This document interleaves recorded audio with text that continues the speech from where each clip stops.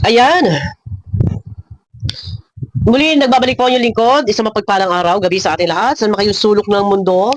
Mega love shout out sa inyo lahat. Ayan na, okay na ba ang lahat? Payapa na. Um, Alam nyo na yan, dahil sa mga hindi inaasahang pangyayari, na ito na nga at nagkaroon ng mga issue-issue. Pero, sabi ko nga sa inyo, sa social media, sa YouTube, ay kakibat na po ang mga issue-issue talaga, hindi na po mawawala. Pero, hanggat maiwasan ay maiwasan. Dahil tayo ay nasa mundo ng kalingap, no? Ano ang galawan sa kalingap? Charity works, puro pagtulong, no? Ang mga tao sa kalingap ay puro charity vlogger. So, kung maaari, maiwasan yung mga issue-issue or sabihin nating mga pagmumura, isa yan, no? Ako before nagmumura, pero pinipilit kong wag na magmura. Dahil kung iyon yung gustong mangyari ng ating mga iniidolo na wag magmura, ay di susundin natin. Magpapasakop tayo. Pero ang iba vlogger, sabi ko nga sa inyo, no, kaakibat na ang issue-issue dahil ang iba vlogger ay gumagawa pa ng issue para mapag-usapan and para sila ay may content. Sila yon. Pero tayo po ay, kumbaga tayo ay nasa kalingap. Charity works, charity vlogger, yan ang ating mga kasama. And meron siya, siyempre dyan, mga beneficiary. So, may iwasan doon yung mga kaguluhan. Pero ito na, guys, pakiclick naman po muna ng thumbs up. Yan, pasensya na ha, at ang aking boses po ay punga-punga pa. At, yun na, isang linggo na, pero okay naman na, nakakaamoy na ako guys. Eto na, no, yung aking video kahapon, dalawa po yun. Naka-off ang comment section pareho.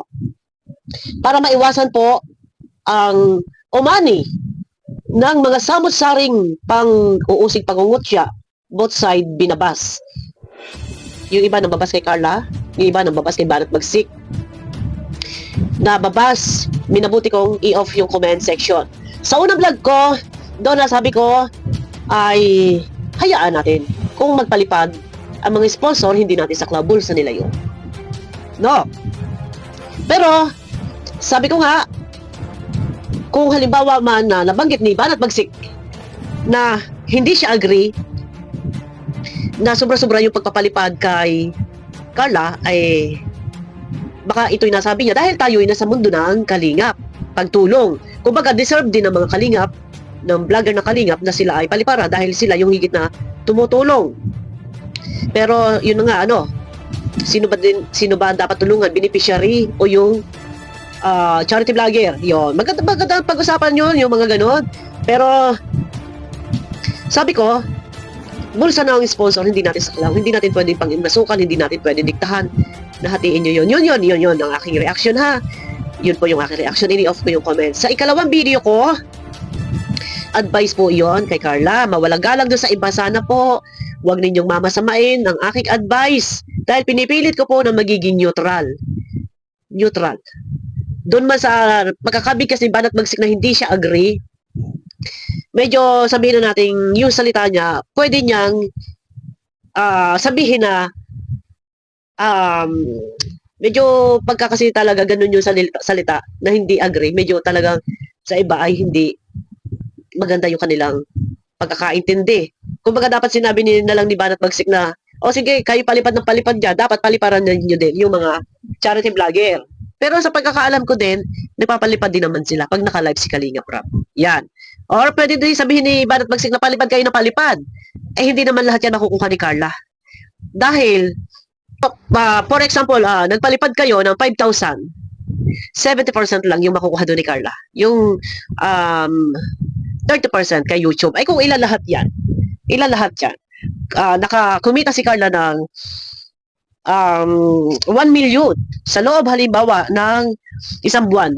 Ang makukuha lang doon ni Carla ay 700. Yung 300,000 ay kay YouTube. Yon, ganun na lang sana. No, pero nandiyan na yan. At ika nga ay si Banat Magsik yata ay nag-live na at humingi ng pasensya dahil nag-live nga si Kuya Bal, hindi natin gagamitin yung video clip dahil wala pang 24 hours. Nag-live si Kuya Bal at hindi raw pwedeng alisin si Banat Magsik dahil si Banat Magsik ay may immunity. Dahil siya ay president ng strikers and nasa BIUS pa rin. Kumbaga, ayun na. hindi pwede daw umalis si tanggalin si Banat Magsik. Pero nandiyan na yan guys, no? Okay na yan, okay na yan. Ito na lang siguro ang aking masasabi dito. Siguro, yung mga toxic fanatic, at saka yung kay Banat Magsik, stop na siguro yon.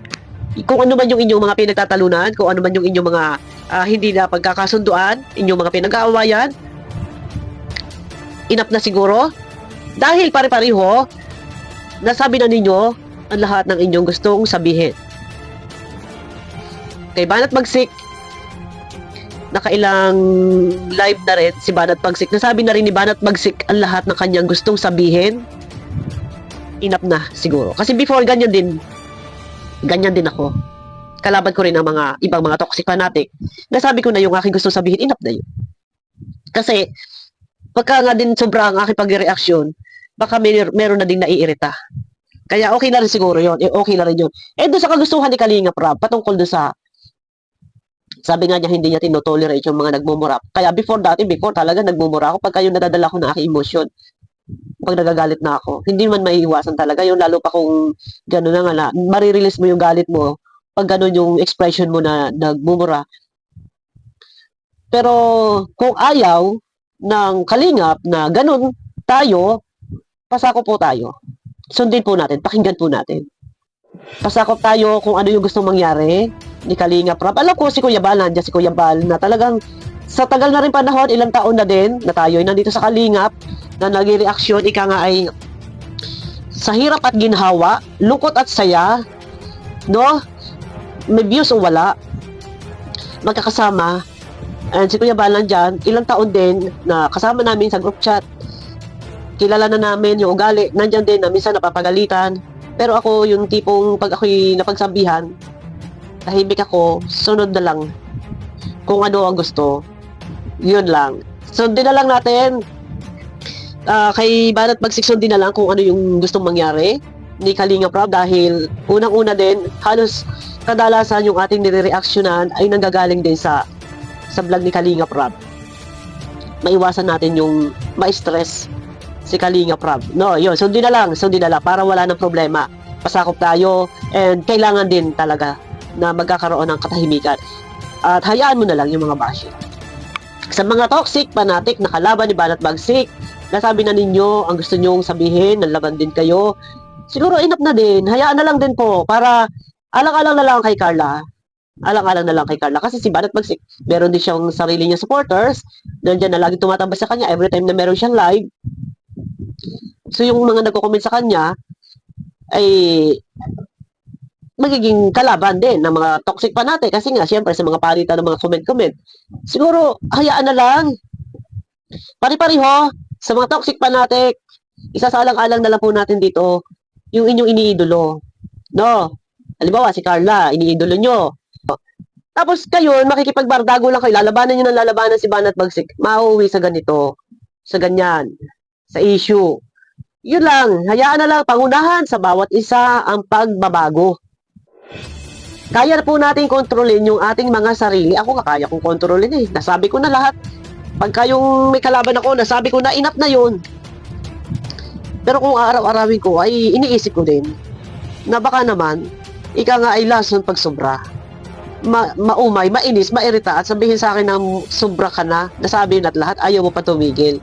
Kaya minsan pagka yung ganun, nakadalawa-tatlong video ko, okay na yun. Sabi ko na gusto ko sabihin, tapos ulit-ulitin pa. Yun lang. Hindi po kabawasan sa ating pagkatao.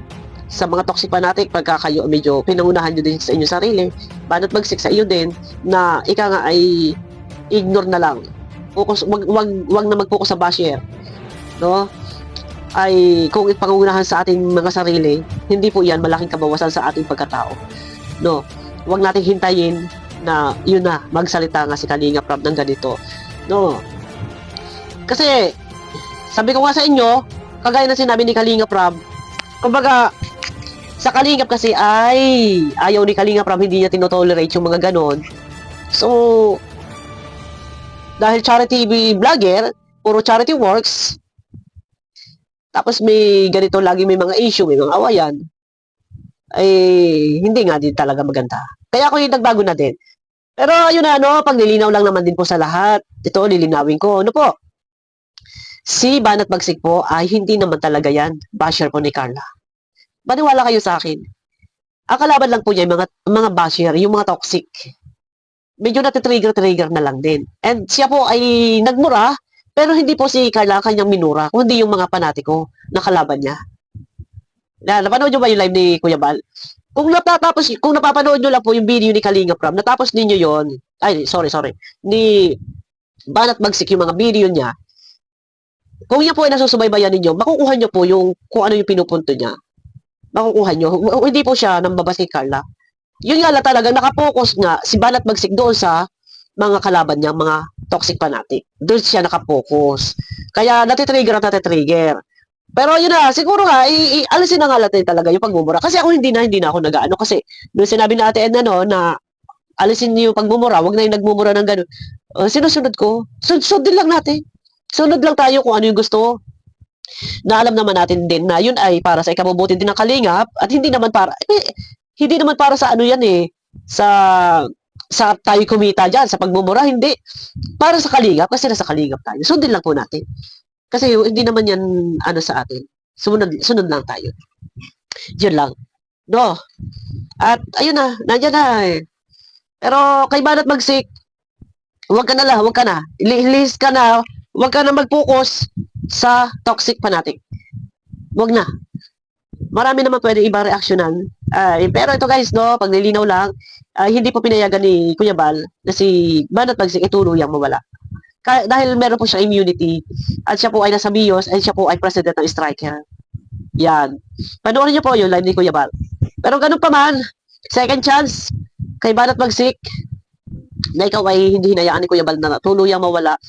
Siguro doon na lang sa alam nating ito ay magugustuhan ng lahat, pati ni Kalinga Prab, na ika nga ay gawin natin kung ano yung gusto nila mangyari na kumbaga magkaroon ng ng kaunting katahimikan ba na wala nang gulo. Yun na lang, bakla, yun na lang.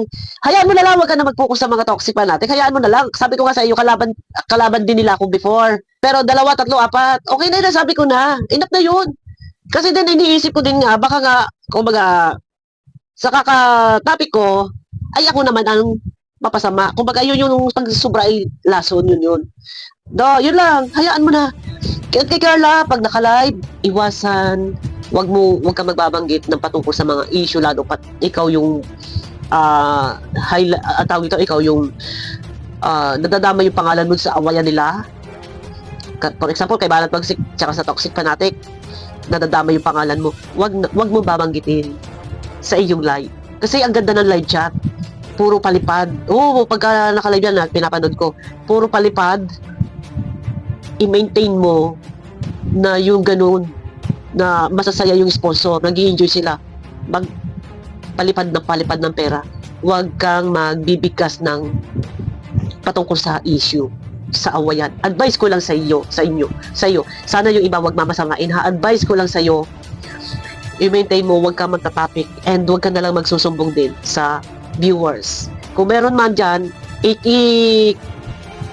isumbong nyo sa mga reactor yung bahala magpaliwanag, magdepensa sa inyo or kay Kuya Ram mo, isumbong mo na lang doon. Huwag kayong magsasabi sa viewers. Lalo pat kung yung viewers nandyan, na mga toxic ay nandyan, ay, Diyos ko, magugulo. Yun lang. Pero hindi minura ni Banat Bagsik si Carla. May mga toxic fanatic. Pero Banat Bagsik, iwas na. Hayaan mo na yung mga toxic fanatic. Iwasan mo na. And, yun nga, ayaw ni Kalinga Prab nagmumura. Huwag na magmura. Yun lang, no? Huwag na magmura para na sa ganun ay wala na problema. Ibigay natin yung gusto mangyari ni Kalinga Prab na ayaw ng ganun. Ibigay natin. Ako nga minsan before talaga pasaway ako. Pasaway talaga ako pag nasasobrahan ako ng career talk. Pero pag lumalabis ako, tinatanggap ko naman. At marunong naman ako humingi ng pasensya ng sorry pag ako ay sumubra. Marunong naman ako humingi ng sorry. Pag sinabi ng gano'n, huwag nagmumura, hindi na ako magmumura. Sorry po. Ganun lang yun. Ayun na guys, wala namang babas. Kasi ini-off ko yung comment. Naninibago din ako pag lagi naka-off yung comment section. Kasi kami nababas eh. Tapos, bandang huli sa akin pa matatambak yung sisi, ako pa magiging masama. Sasabihin ng pugad ng basher. no? Sasabihin po gandang basher yung aking channel. Kaya, ini-off ko na lang. Sa bagay, nasabi ko nga lahat ay may freedom of speech lahat. Pwede natin sabihin lahat ang gusto natin sabihin. Pero, merong iba na hindi magugustuhan yung comment ng iba. Yung iba, binaba si Carla. Sasabihin, bakit daw hindi ninamnam nung, yung sinasabi ni Banat Magsik. Yun. Kaya, i-off ko na lang. Kasi ako pa mapapasama. Pugad ng basher ang channel ko. Oh, di ba? Pinipilit ko pong maging balance, guys. Kaya, ito na nga, excuse. Kaya yung kay Carla, sana, ayun na. Iwas ka lang. And kay Banat Magsik, second chance mo na. Hayaan mo ng toxic fanatic, huwag ka na mag-focus dyan. Nasabi mo na lahat ng gusto mo sabihin sa mga toxic fanatic. Alam ko, gusto ninyo na mawala si Banat Magsik. Na desisyon na ni Kalinga Prab. Pero, yun na nga, sa lab ni Kuya Bal, ay hindi niya hinayaan na tuluyan na mawala.